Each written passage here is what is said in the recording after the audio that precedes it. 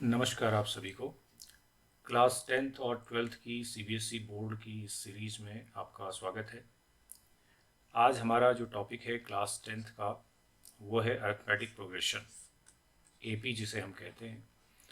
इस पर हम आज देखेंगे कि बोर्ड में किस तरह के क्वेश्चन पूछे गए हैं और क्या हमारा कॉन्सेप्ट रहता है इस टॉपिक को पढ़ने के साथ में।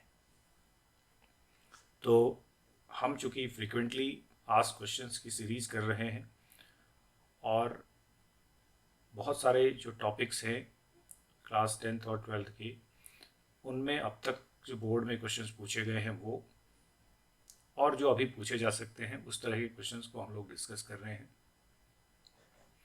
और समझने की कोशिश कर रहे हैं कि क्या कॉन्सेप्ट हमारा रहता है किस टॉपिक के लिए।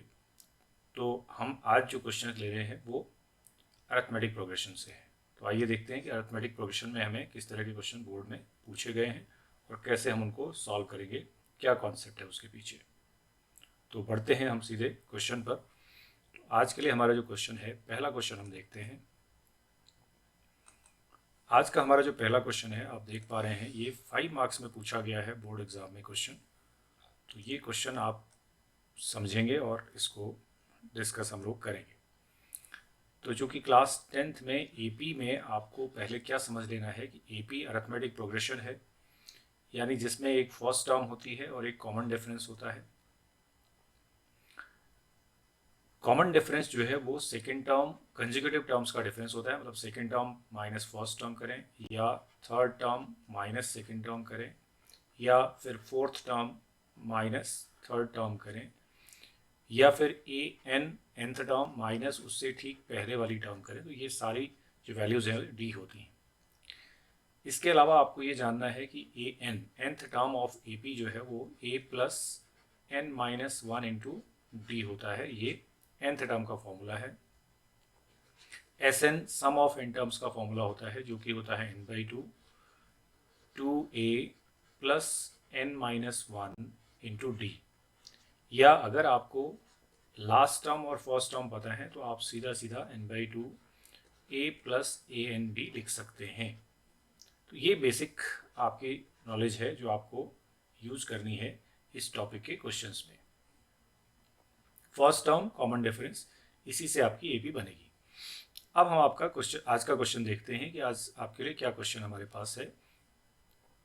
ये सीबीएसई बोर्ड में पूछा गया क्वेश्चन है, तो इस तरह के क्वेश्चंस को आपने समझना है। थोड़ा सा चेंज होता है क्वेश्चंस में, लगभग वही कॉन्सेप्ट रहता है और चीज़ें थोड़ा सा डिजिट्स बदल जाती हैं, लैंग्वेज थोड़ा बदल जाती है, बट क्वेश्चन इसी तरह के आपसे पूछे जाते हैं। The ratio of 11th term and 17th term. तो मैंने जैसे आपसे कहा कि बेसिक और स्टैंडर्ड दोनों तरह की मैथ्स के लिए हम यहाँ पर प्रैक्टिस कर रहे हैं। तो ऐसा कुछ नहीं है कि ये बेसिक में पूछा जाएगा, ये स्टैंडर्ड में पूछा जाएगा। आप अगर स्टैंडर्ड की तैयारी करके जाएंगे तो आप बेसिक का पेपर भी अच्छे से कर सकते हैं। स्टैंडर्ड की तैयारी तो आपकी होगी। 11th टर्म और 17th टर्म यानी A11 अपॉन A17 ये आपको गिवन है और ये है 3:4। अब आप देखिए 11th टर्म में जब आप लिखेंगे तो लिखेंगे क्या, a plus N minus one, 11 minus one into D divided by a plus 17th term 17 minus one into D is equal to 3/4। और फर्दर आप इसको लिख सकते हैं क्या, a प्लस 11 माइनस वन यानी 10d upon a plus 16d is equal to 3/4। यहाँ तक आपने ऐसे ही क्वेश्चन को शुरू करना है। अब आप क्रॉस मल्टीप्लाई कर देंगे। तो क्रॉस मल्टीप्लाई जब आप करेंगे तो ये 4 यहाँ जाके मल्टीप्लाई हो जाएगा, 3 यहाँ जाके मल्टीप्लाई हो जाएगा। तो यहाँ देखते हैं क्या आ जाएगा, 4 multiplied a plus 10d is equal to 3 multiplied a plus 16d। Further solve करते हैं। 4a plus 40d is equals to 3a plus 16 3 जा 48d। तो अब a को आप शिफ्ट करेंगे इधर और d को लेके आएंगे इधर। तो ये क्या बन जाएगा, this implies 4a minus 3a तो a हो जाएगा, इज इक्वल टू 40 इधर जाएगा तो 8d आ जाएगा। तो यहाँ से आपका a और d में एक रिलेशन आ गया। ये आपका फर्स्ट पार्ट इस क्वेश्चन का हो गया। अब जरा देखते हैं क्या पूछा है। Find the ratio of fifth term to 21th term. अब आपसे पूछा है कि a5 अपॉन a21 क्या होगा।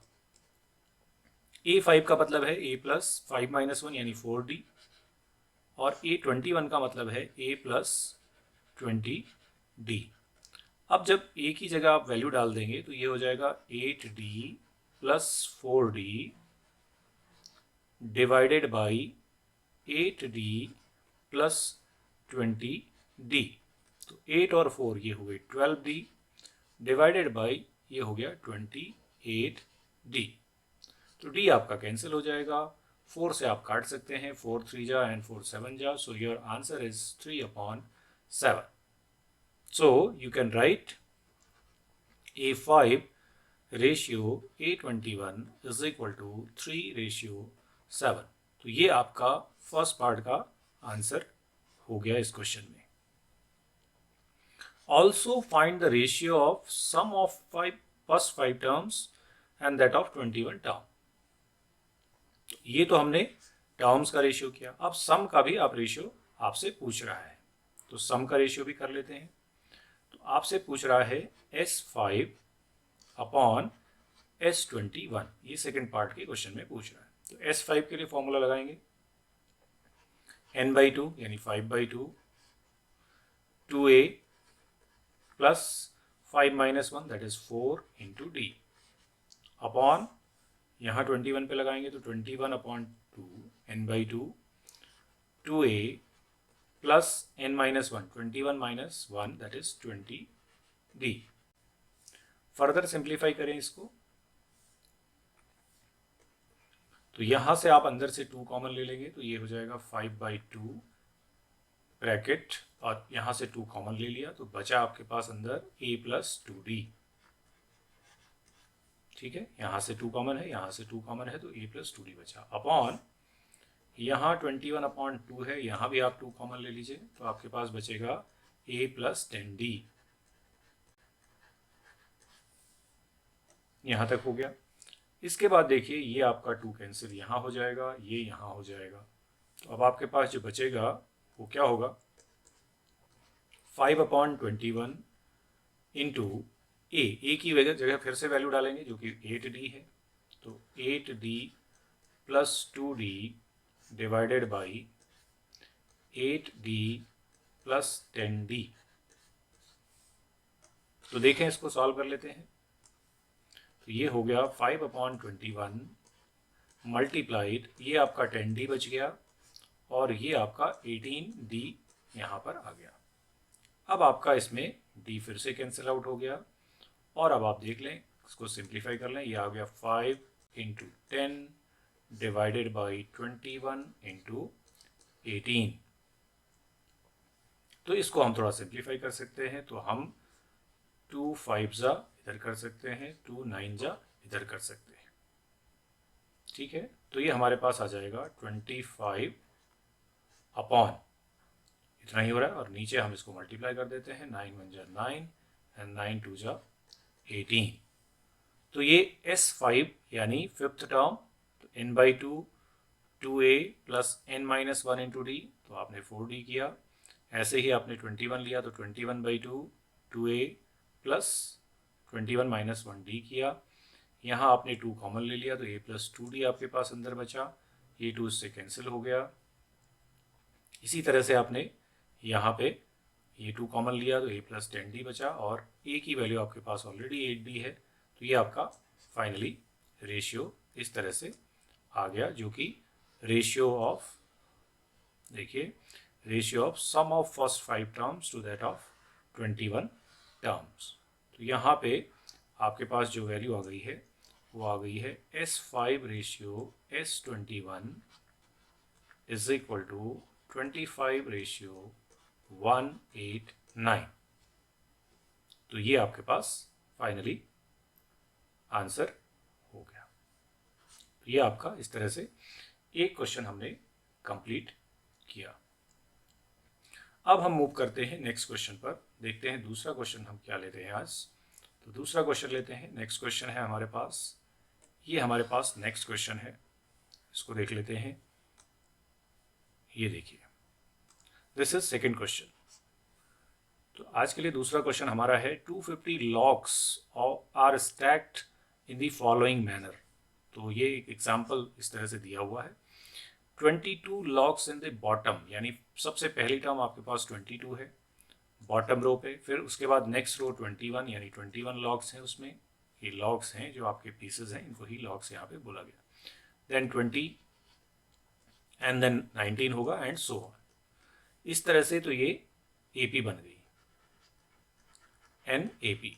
तो ये एपी बन गई है, जो लॉग्स रखे हुए हैं आपने रोज में वो AP. How many rows are the 250 logs placed. तो 250 लॉग्स कितनी रोज में आएंगे, यानी सारे लॉग्स का सम आपको दिया हुआ है। तो यानी जो 250 दिया हुआ है वो सम है 250। तो यहां पे आप वापस फिर से Sn का फॉर्मूला यूज करेंगे। तो Sn इज इक्वल टू हमारे पास क्या है, n/2 2a plus n-1 into D. तो ये Sn का फॉर्मूला है, यही हम यहाँ पे यूज करेंगे। Sn हमें दिया हुआ है 250। अब n/2, n तो पता ही नहीं है तो n/2 ही लिखेंगे। फर्स्ट टर्म पता है हमें, 2 इंटू 22 प्लस n-1, और जो d है हमारे पास वो आप यहाँ पे देख लें, d second term minus first term that is -1। तो d यहाँ पे -1 है, यहाँ लिख दिया हमने। अब हम इसको सॉल्व करेंगे। So let us solve this. तो 250 इज इक्वल टू n/2, अंदर से देखिए क्या आएगा, ये 44 है 22 जा, और ये -1 से जब आप मल्टीप्लाई करेंगे तो ये -n हो जाएगा और ये +1 हो जाएगा।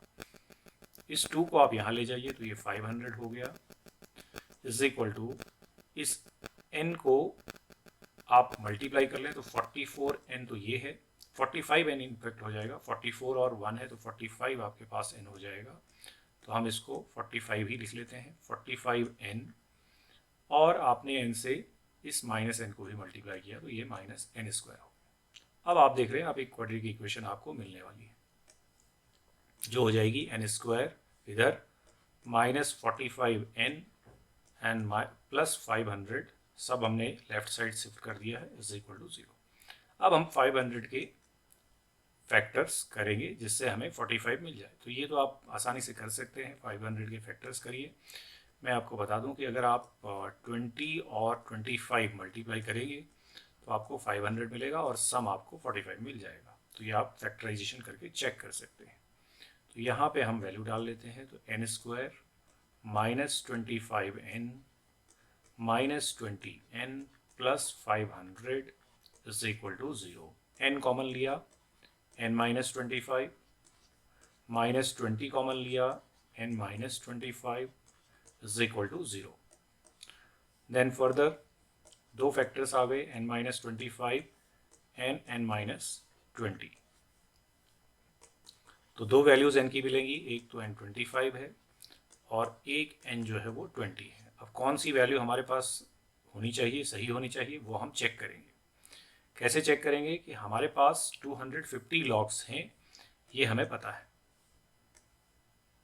ठीक है, 250 लॉग्स हैं टोटल। अब हम देख लेते हैं कि हमारे पास a की वैल्यू तो है 22, जैसा कि आपने देखा है क्वेश्चन में, ये देखिए 22 है, और d की वैल्यू है -1। तो a और d से हम चेक करते हैं, तो d हमारे पास है -1।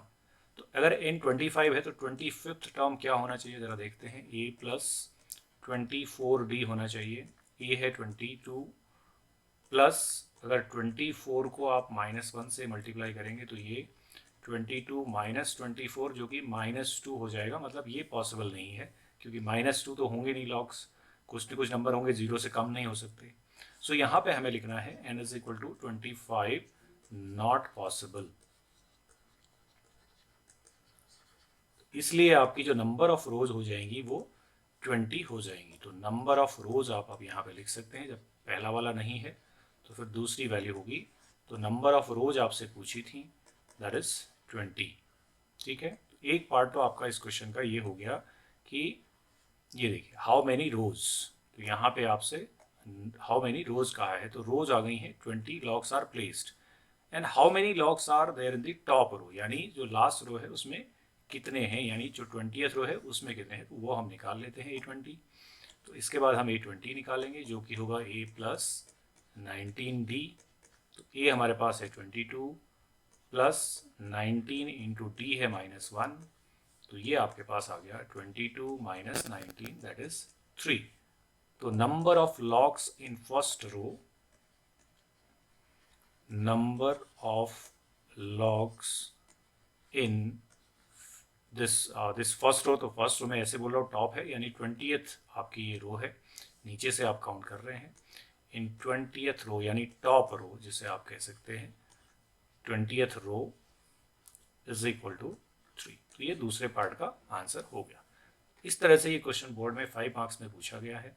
तो हमने समझा किस तरह से हम AP के क्वेश्चंस को सम का फॉर्मूला और nth टर्म का फॉर्मूला दोनों का ही यूज हमने देखा इस क्वेश्चन में, तो ये हम कर सकते हैं। तो आई होप ये आपने कुछ इस क्वेश्चन से समझा होगा किस तरह से हम इन क्वेश्चंस को अटेम्प्ट कर सकते हैं। तो मिलते हैं नेक्स्ट वीडियो में एक नए कॉन्सेप्ट के साथ में और नए क्वेश्चंस के साथ में। तब तक के लिए नमस्कार।